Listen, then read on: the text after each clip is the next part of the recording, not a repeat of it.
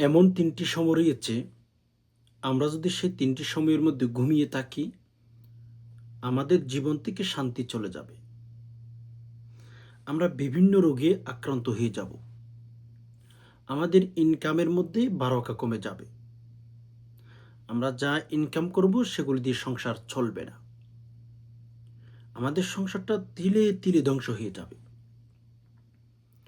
এজন্য আমি প্রত্যেক নারী পুরুষকে বলবো, প্রত্যেক ইমানদার ভাই বোনদেরকে বলবো, ভিডিওটি দেখার চেষ্টা করবেন।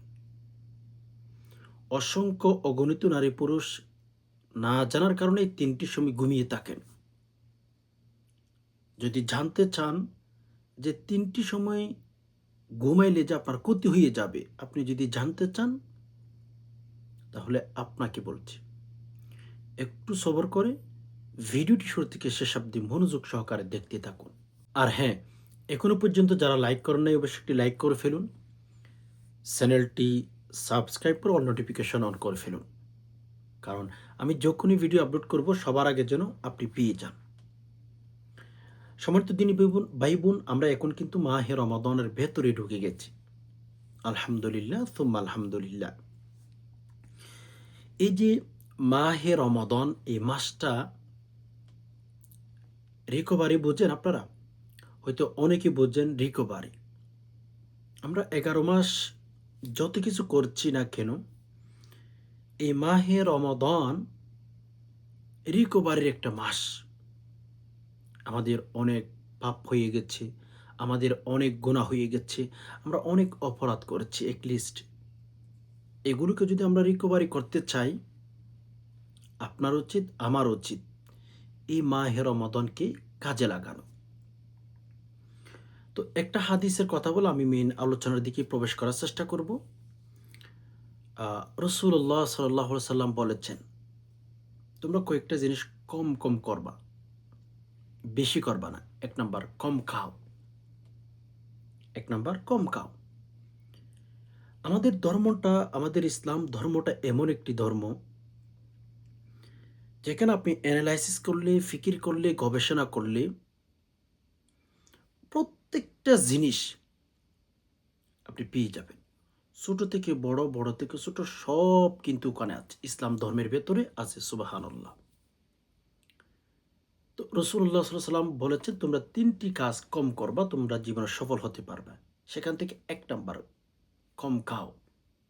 যেটা আমরা সকলেই বেশি, বেশি করি। সকলেই বেশি, বেশি করতে ব্যস্ত। সেই কাজটা রাসূল বলেছেন, তোমরা একটু কম করো। তোমরা জীবনে সফল হতে পারবা। তোমরা সাকসেস হতে পারবা।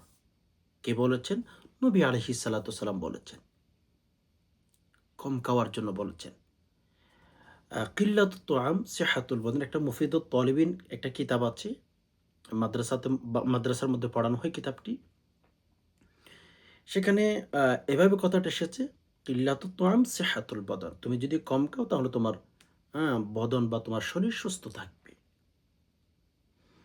তো এ কথাটা যেহেতু স্পষ্ট এসে গেছে, তাহলে আমাদের এখানে কোনো চিন্তা নাই। আমরা কমই খাবো। রাসূল যা আমাদের জন্য বলেছেন, দুনিয়াবি জিন্দেগি বলেন, আফটার জিন্দেগি বলেন, উভয় জাহানের জন্য আমাদের জন্য কল্যাণ।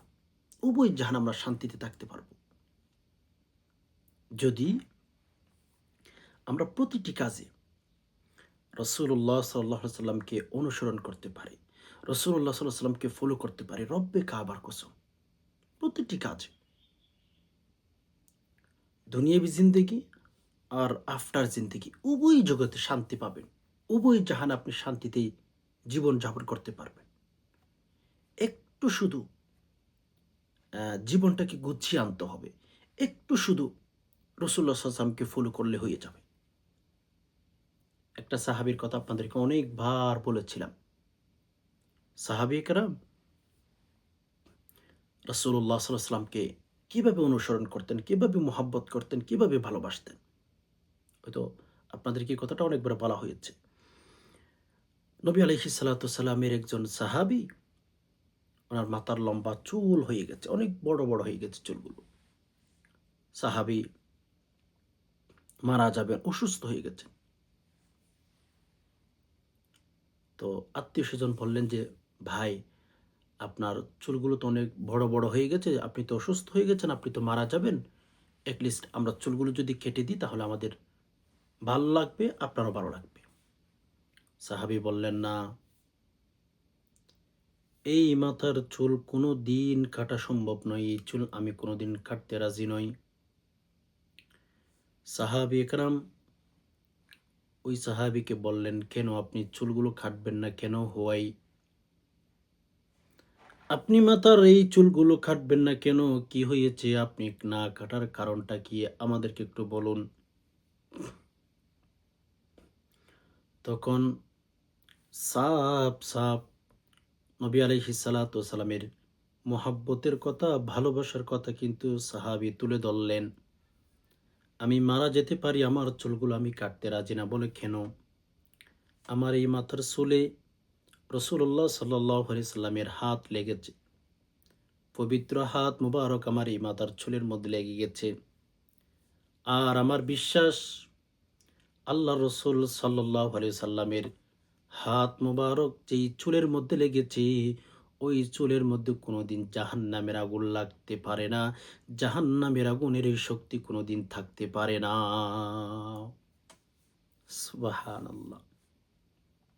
সাহাবী পরিষ্কারভাবে জানিয়ে দিয়েছেন যে আমি কোনো দিন এই আমার মাথার চুল আমি কাটতে পারি না। কেন? এখানে রাসূলুল্লাহ সাল্লাল্লাহু আলাইহি সাল্লামের হাত মোবারক লেগেছে। রসুলের ভালোবাসা, রসুলের ভালোবাসা আমি তো আপনাদেরকে অনেকবার বলেছি। আমরা রসুলকে ভালোবাসি মুখে, আমাদের এই যে জবানে, আমাদের অন্তরের ভেতর রাসূলুল্লাহ সাল্লাল্লাহু আলাইহি সাল্লামের ভালোবাসা, হৃদ্যত সম্পর্কে এগুলো তেমন একটা নাই। রসুলের ভালোবাসা আপনার ভেতরে আছে কিনা এটা অনেকে জিজ্ঞেস করেন, কিভাবে বুঝবেন? আপনার এই যে ৩.৫ হাত বডির ভেতরে, আপনার এই যে ৩.৫ হাত বডির ভেতরে রাসূলুল্লাহ সাল্লাল্লাহু আলাইহি সাল্লামের কয়টা সুন্নত আপনি ফলো করেন? আপনার বডিটা দেখলে নবীজির কতটি সুন্নতের কথা মনে পড়ে? যদি বলেন, আমার বডি দেখলে, আমার শরীর দেখলে রাসূলুল্লাহ সাল্লাল্লাহু আলাইহি সাল্লামের একটা সুন্নতের কথাও মনে পড়ে না, তাহলে আমি বলবো আপনার এই জীবন নবী আলাইহিস সালাতু সালামের মহব্বতের জীবন নয়। এটা হচ্ছে মন গড়া একটা জীবন, এই জীবনের কোনো মূল্য নাই।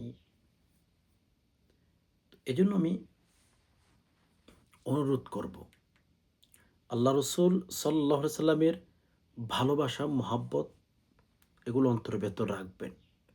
তো আমি যে হাদিসের কথা বলছিলাম, ৩টি কাজ আমাদেরকে কম কম করার জন্য বলেছেন, বেশি না করার জন্য বলেছেন।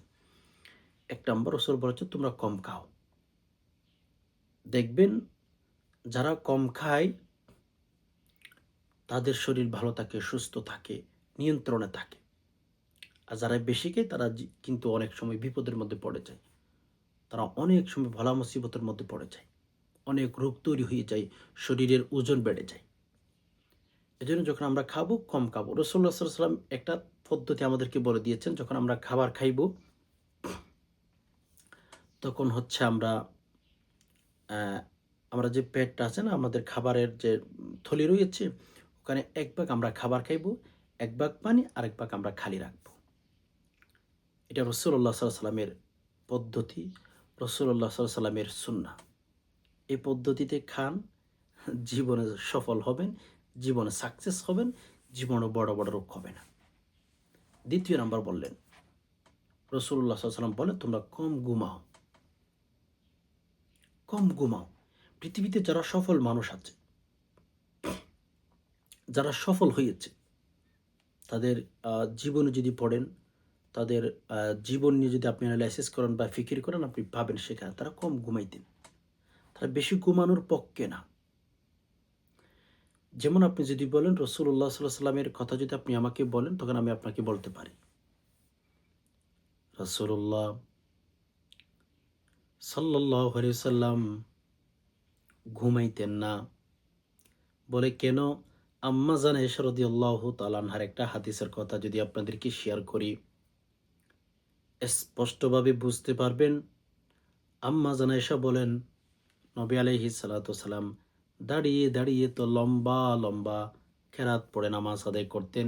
নবী আলাইহিস সালাতু সালামের পা মুবারক ফুলে যেত, তাহলে বোঝা যায় রাসূলুল্লাহ সাল্লাল্লাহু আলাইহি সাল্লাম খুবই কম ঘুমাইতেন। এজন্য আপনাদেরকে বলবো, অবশ্যই অবশ্যই কম ঘুমানো এটা রাসূলুল্লাহ সাল্লাল্লাহু আলাইহি সাল্লামের একটা নিয়ম। মানে রাসূল কম ঘুমাইতেন। তো আপনিও চেষ্টা করবেন কম ঘুমাইতে। কেন জানেন? যদি কম ঘুমাইতে পারেন, তাহলে আপনার জন্য সফলতা একদম কাছাকাছি। সফল মানুষ কম ঘুমায়। জান্নাতি মানুষ যারা দুনিয়াতে থাকে তারা ঘুমাইতে পারে না। তারা শেষ রাতে উঠে যায়। আল্লাহ সুবহানাহু ওয়া তাআলার ডাকে তারা সাড়া দিতে চেষ্টা করে। তো যাই হোক, আমি আপনাদেরকে যেটা বোঝাইতে চাচ্ছি সেটা হচ্ছে কম ঘুমাবেন। আবু বকরের কথা রাদিয়াল্লাহু তাআলা আনহু, ওসমানের কথা, আলীর কথা, এভাবে আ আ আবু বকরের কথা ইত্যাদি, ইত্যাদি যত সাহাবী ছিলেন তাদের একটা লক্ষণ তারা কম ঘুমাইতেন। আমরা বেশি ঘুমাই। আরে ভাই, আপনি খবর ঘুমাবেন, ওখানে অনেক বছর ঘুমাবেন। ঘুমের ঘর তো জান্নাত, ঘুমের ঘর তো কবর। যদি ভালো কাজ করে যান, আর যদি খারাপ কাজ করে যান, আপনি যদি খারাপ কাজ করে কবরে চলে যান, দুনিয়া থেকে বিদায় হয়ে কবরে চলে যান, খারাপ কাজ করেছেন, মেরে আজিজু, আপনি কবরের ভেতরে কোনোদিন শান্তি পাবেন না। কবরের ভেতরে অশান্তি আর অশান্তি ছাড়া কিচ্ছু হবে না। ওকে, এজন্য আমরা কম ঘুমাবো। প্রিয় দর্শক, কম খাবো, শরীর সুস্থ থাকবে। নাম্বার 2, কম ঘুমাইবো। এটা রাসূলুল্লাহ সাল্লাল্লাহু আলাইহি সাল্লামের সুন্নাহ, রাসূলুল্লাহ সাল্লামের আদত, অভ্যাস সেটা ছিলেন। 3য় নাম্বারে, কম কথা বলবো। আমাদের সমাজে দেখা যায় মানুষ শুরু করলে শেষ করে না।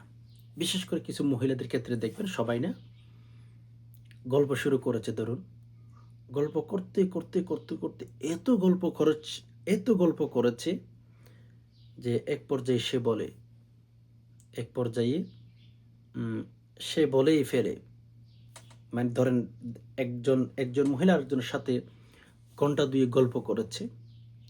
গল্প করার পর সে বলে, আমরা আমি আরেকদিন আসবো, এখন না, এখন সময় নাই, পরে আসতেছি। ২ ঘন্টা ১.৫ ঘন্টা সে গল্প করেছে। এজন্য রসুল বলেছেন তোমরা ৩টি কাজ খুবই কম করবা। ১ নাম্বার কি বলেছিলাম?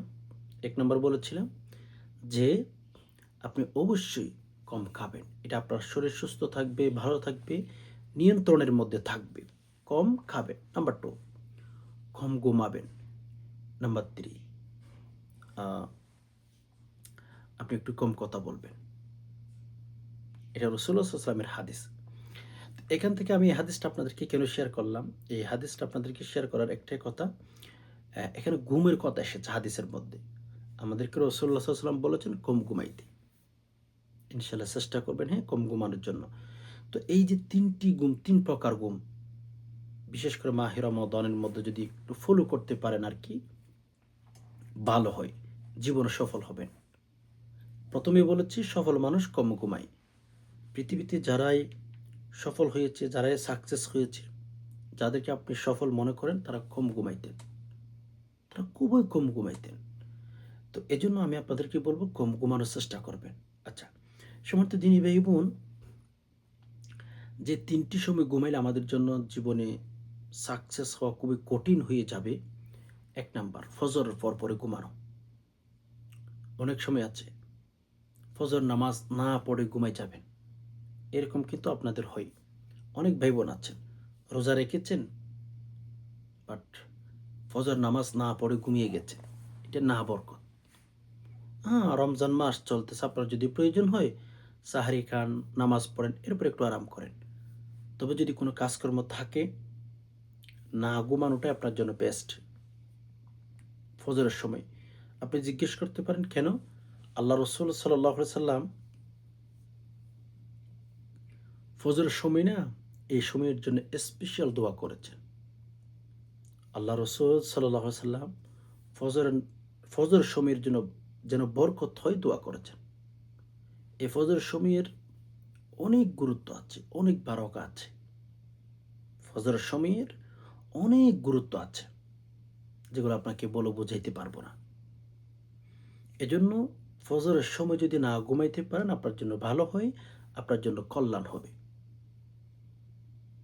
যদি সুযোগ হয়, হ্যাঁ, যদি রমাদান মাস আপনি একটু ঘুমাইতে চান, যদি চান পারবেন। আমি আপনাকে বলছি না ঘুমানো হারাম, ঘুমাইলে জাহান্নামে যাবেন, এ কথা আমি এটলিস্ট আপনাকে বলছি না। শুধু বাস এতটুকুই বলছি, যদি না ঘুমাইতে পারেন ভালো হয়। কাজকর্ম থাকলে দেখবেন ওই সময় যদি কাজকর্ম করেন না, কসম খোদা ট্রাই করে দেখেন। রসুলের কথা তো প্রতিটি কথার মধ্যে বিজ্ঞান আছে, প্রতিটি কথার মধ্যে যুক্তি আছে। আপনি সফল হবেন, অতি সত্য সফল হবেন, যদি না ঘুমাইতে পারেন। এজন্য সম্মানিত দিনী ভাই বোন, এই যে ফজর নামাজের পর পরে অনেকে আছেন ঘুমিয়ে যান, এটা থেকে একটু দূরে থাকার চেষ্টা করবেন, না ঘুমানোর চেষ্টা করবেন। না ঘুমাইলে আপনার জন্য কল্যাণ, না ঘুমাইলে আপনি বারাকা পাবেন। আচ্ছা, ১ নাম্বার ফজর নামাজের পরে ঘুমাবেন না। নাম্বার 2, আসর নামাজের পরে। বিশেষ করে এই রমাদান মাসে অনেক মানুষ অলসতার মধ্যে পড়ে থাকেন বা চিন্তায় থাকেন যে কখন ঘুমাবেন, না ঘুমাবেন, এগুলো নিয়ে টেনশন করেন।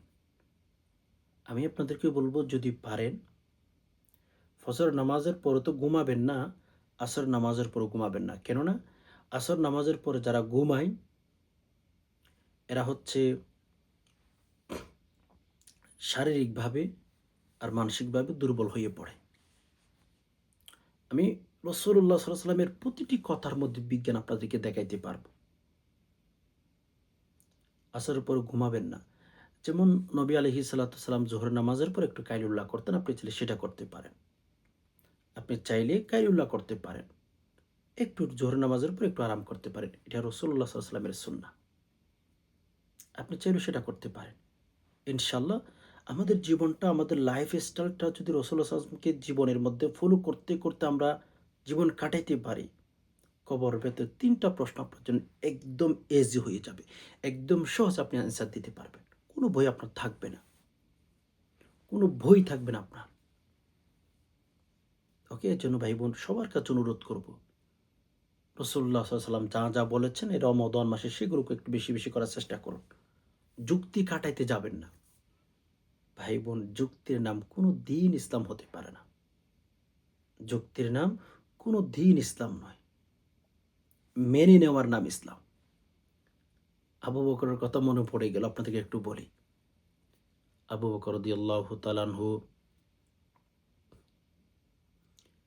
মক্কার জমিনের মধ্যে যখন আবু বকর চলাফেরা করতেছিলেন, মুহাম্মদুর রাসূলুল্লাহ সাল্লাল্লাহু আলাইহি সাল্লাম আবু বকরকে দেখার সাথে, সাথে আবু বকরকে বলেন, আবু বকর, লা ইলাহা ইল্লাল্লাহ, কুলু লা ইলাহা ইল্লাল্লাহ তুফলিহুন।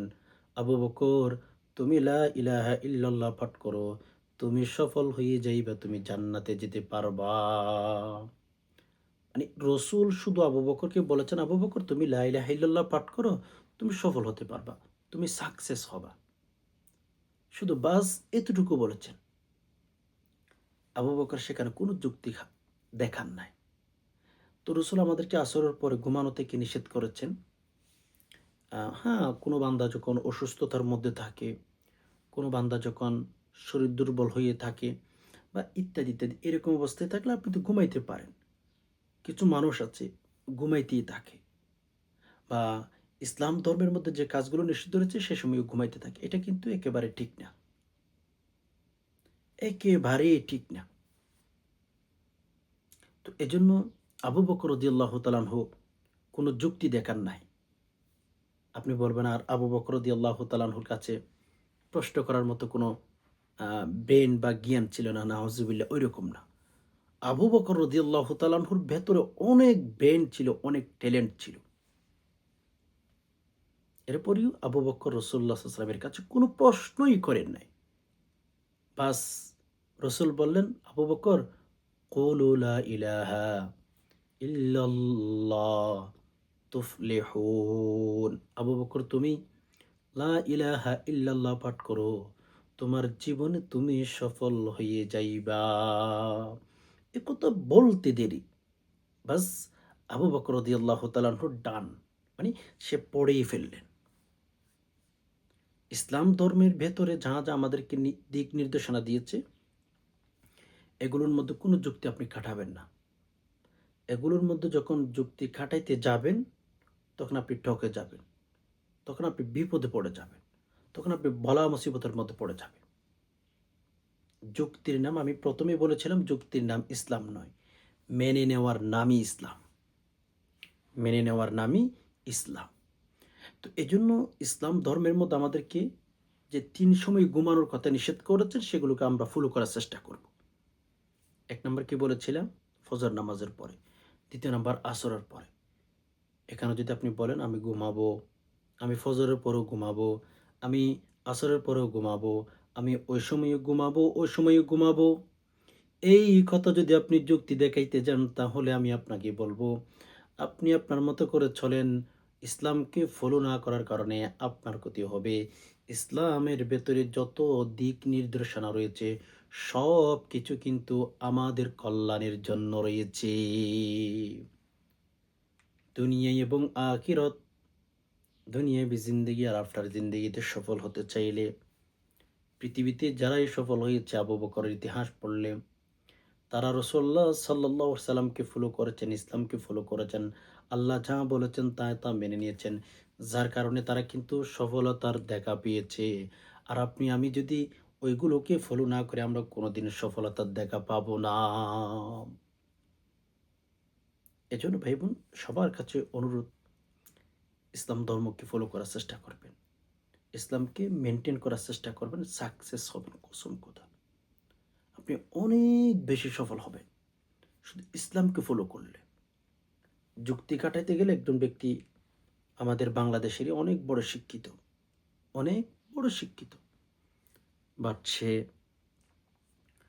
এত যুক্তি খাটাইতে গেল যে মরার পরে সে নিজেকে ভাবলো যে আমি যদি দাপন হয়ে যে আমাকে যদি দাপন করে ফেলে, তাহলে আমার কি উপকার হইল।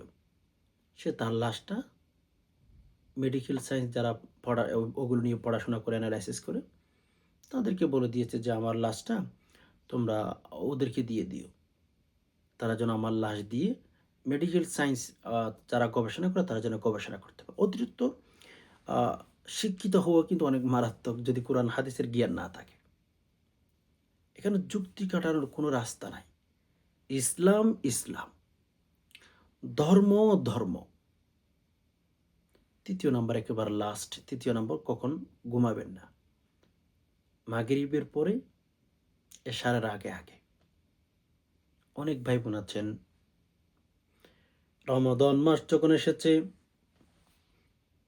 আলহামদুলিল্লাহ সুম্মা আলহামদুলিল্লাহ, অনেকে রোজা রাখবেন। তবে রোজা রাখার পরে যখন ইফতার করে ফেলেন,